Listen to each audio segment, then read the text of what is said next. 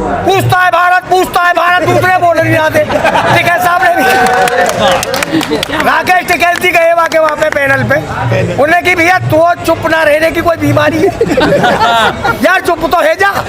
पूछता है भारत रे भैया यो तो देख ले, ये भारत सकरो तेरी जेब में धरे हो के कहीं और भी कछ है।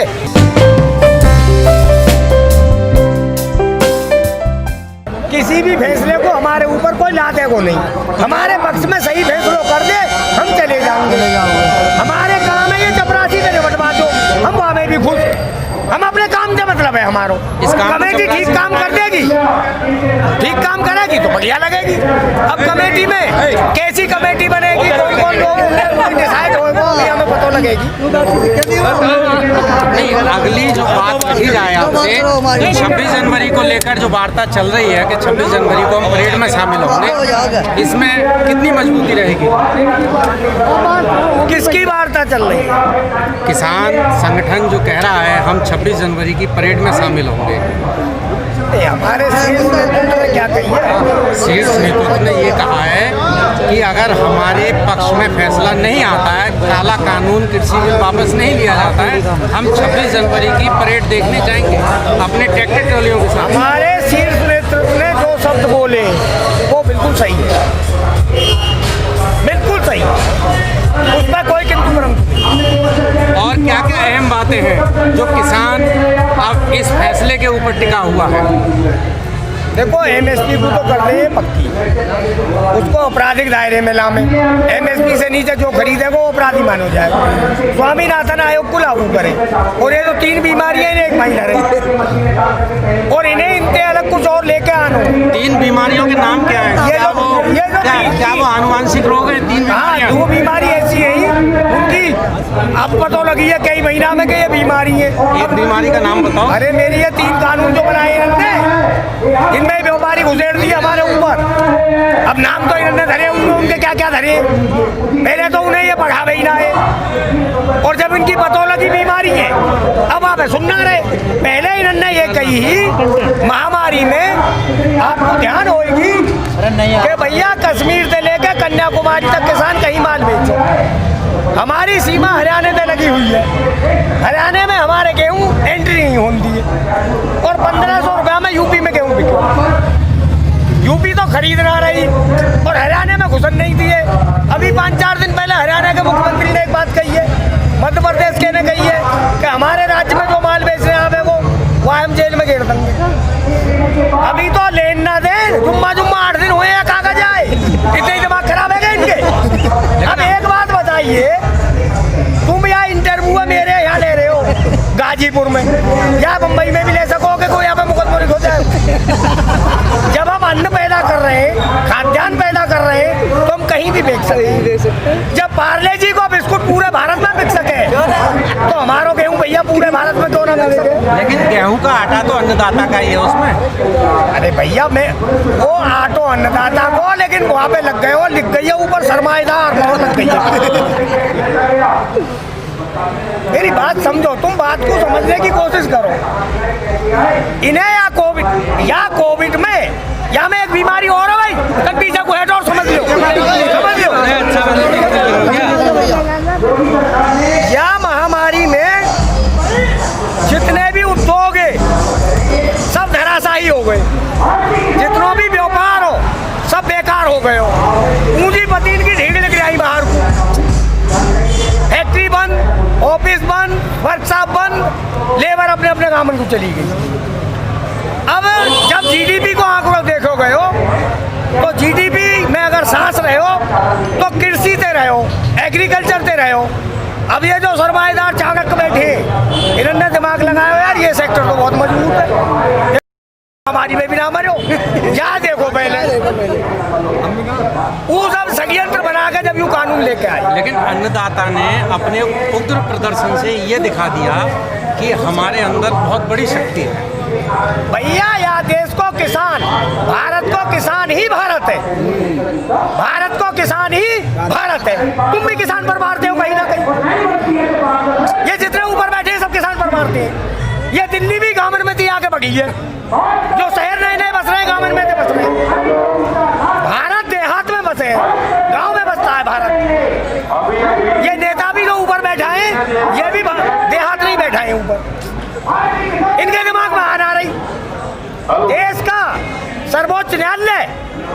सर्वोच्च न्यायालय और देश का संविधान, जनहित के आगे दोनों के कद छोटे होते हैं। ये जनहित से खिलवाड़ कर रहे हैं। मीडिया अपना काम ढंग से करने को तैयार ना है, चौथो खंबा हो मीडिया। अगर विपक्ष और मीडिया सही से अपना काम करते तो हमें आने की जरूरत नहीं। मीडिया में एक तो हुआ है जो नए आए हो 2-3 साल की फसल है, जो पूछता है भारत दूसरे अरे यार सुनो, पूछता है भारत दूसरे बोल नहीं आते। टिकैत साहब ने भी राकेश टिकैत जी गए वहाँ पे पैनल पे, उन्हें कि भैया तो चुप ना रहने की कोई बीमारी है यार, चुप तो है जा। पूछता है भारत रे भैया यो तो देख ले, ये भारत सगरो तेरी जेब में धरे हो के कहीं और भी कछ है, वो अपनी बात का तो रहे। एक भरी के फकीर आजम दिखा रहे हो, मर्दराज आ रहे हो, पूरा देश सम्मान करे हो और सम्मान लायक वो है भी, लेकिन भैया वो फकीर आजम पे लगते। बिल्लू चौधरी, आपसे मैं एक बात पूछूं। आप पूछो।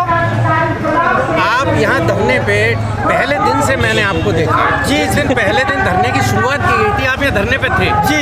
आपका स्वास्थ्य कई बार खराब हुआ जी। आपके कितने हमदर्द रहे उस स्वास्थ्य खराब होने में, क्योंकि आप उम्रदराज व्यक्ति हैं, जिम्मेदार सिपाही हैं किसान यूनियन के, और गौतम बुद्ध नगर की बहुत अच्छी आप मजबूती से अपना कार्यभार देख रहे हैं इस किसान यूनियन में। आपकी कुशलक्षेम पूछने कोई कार्यकर्ता, कोई नेता आप तक पहुंचा? देखो हमारे संगठन के लोग तो चिंतित होते हैं जब कोई गड़बड़ होता है, नेता वेतन दे तो कोई मतलब ही ना। नेता तो जब चुनाव हो तो भुचकी को ढरिया उठवाएंगे, भैंसर के गोबर है टांगे, अब उनको हमसे कोई मतलब ना है। जो हमारे संगठन के लोग हैं वो चिंतित होते हैं। अब स्वास्थ्य की बात ये भाई, यहाँ ठंड भी है, खाने पीने की व्यवस्था आगे पीछे हो जाए तो गड़बड़ हो जाए, 1-2 दिन में सही होने फिर भागन लगे, क्योंकि खून में संगठन है। टिकैत साहब ने बीती रात जो वयोवृद्ध मजदूर हैं, किसान हैं, उनसे कहा है कि आप लोग बुजुर्ग हो, आप घर जाओ, 2-4 दिन के बाद फिर आ जाना, वो हटने को तैयार नहीं है यहाँ से। नहीं, आप क्या कहेंगे? टिकैत साहब ने बहुत बढ़िया पहल करी है और उन्हें करनी भी चाहिए ही, लेकिन कुछ हमारे बुजुर्ग ऐसे हैं कि बहुत पुराने कार्यकर्ता हैं, बाबा के ज़माने के बुजुर्ग हैं, तो आंदोलन उनके खून में भी है, तो वो हटना नहीं चाह रहे। लेकिन ये कि टिकैत साहब ने बहुत अच्छी पहल करी है, मैंने भी वो देखी उनकी वो जो पहल कर रहे हैं। हमने रात अपनी खबरों के माध्यम से वो खबर भी दिखाई थी जो टिकैत साहब लगातार आग्रह कर रहे हैं हर किसान से जो वृद्ध हैं, जिनका स्वास्थ्य ठीक नहीं है, जो अपनी मजबूती से यहाँ बॉर्डर पर बैठे हुए हैं। और मैंने महेंद्र सिंह टिकैत का जो आखिरी आंदोलन था वोट क्लब दिल्ली पे जो हुआ था, मैंने वो भी कवरेज की थी कुछ समय, उसमें और इसमें मुझे फ़र्क कुछ ही नज़र आ रहा है। लेकिन यहाँ इस समय माहौल इतना मजबूती से बना हुआ है, किसान इतनी मजबूती से बैठा हुआ है कि वो बिल्कुल अपनी मांगों को लेकर अड़ा हुआ है। क्या कहेंगे आप? देखो मेरी बात सुनो, जब वहाँ टाइम पे आंदोलन हुए तो बाबा ने आंदोलन किया, बाबा को अपना तरीका हो, वो तरीका काई के ढंग भी ना है, वो अपने तरीका से करी आंदोलन ठीक हो। लेकिन ये आंदोलन जो है, इस आंदोलन में गुस्सा है आदमी को, इस आंदोलन में गुस्सा है। भाई आप एक बात बताइए, जब बीजेपी 2014 में चुनाव लड़ रही, 19 में चुनाव लड़ रही, तो जो बैनर है उन पर लिखी हुई कि अब की बार मोदी सरकार, भाजपा नहीं, अब की बार मोदी सरकार, हर हर मोदी, घर घर मोदी। एक व्यक्ति को हर माने होते भगवान के, भगवान का दर्जा इस जनता ने, और वहाँ झूठन के पिटारे खुल गए, तो गुस्सा नहीं आएगा भाई? क्या होगा? प्रधानमंत्री कहते हैं दिल्ली से कि भैया मेरी मन की बात सुनो, सब सुनने लगे। प्रधानमंत्री जी कहते हैं भैया थाली बजाओ, बजन लगी। प्रधानमंत्री जी कहते हैं दिए जलाओ, जलन लगे। काम कुछ है नहीं, दिमाग हो गया खराब। बड़े गर्व के संग सरकार बनाई, मजबूती के संग, जनता को बहुत भरोसा हो।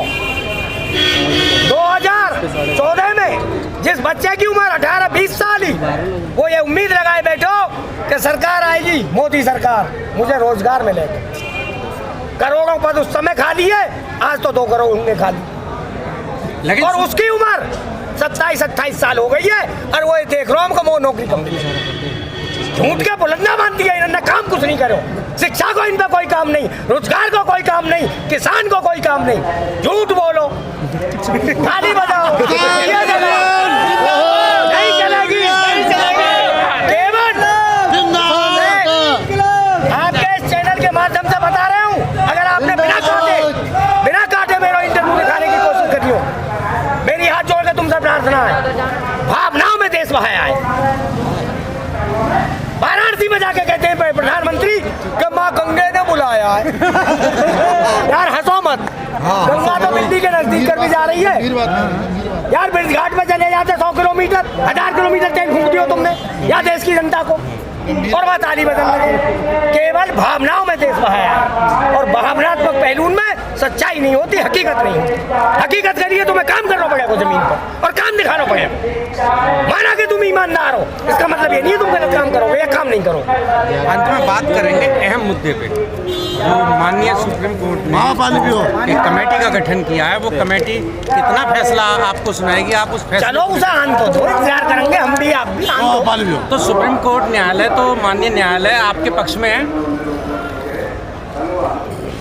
वो तो किसानों का पक्ष है, किसानों की मजबूती से बात ये करता है। किसानों की सच्चाई, सरकार के और बीच आपके बीच में ये किसानों की सच्चाई की लड़ाई है। ये किसानों की सच्चाई की लड़ाई है और कोर्ट किसानों के साथ है।